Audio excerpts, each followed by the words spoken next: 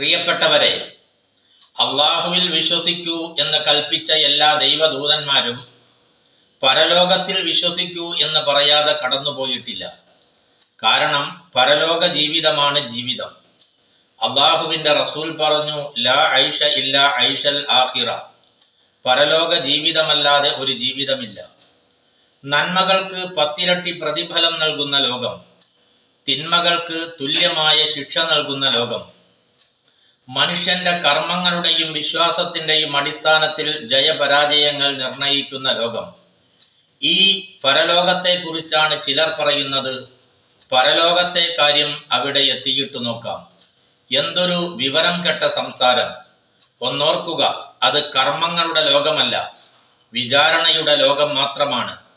അവിടെ വിതയ്ക്കലില്ല, വിളവെടുപ്പ് മാത്രമാണുള്ളത്.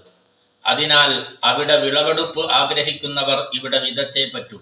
അള്ളാഹുവിൻ്റെ റസൂൽ പറഞ്ഞു, അദ്ദുനിയ മസ്റഅത്തുൽ ആഖിറ. ഇഹലോകം പരലോകത്തേക്കുള്ള കൃഷിസ്ഥലമാകുന്നു.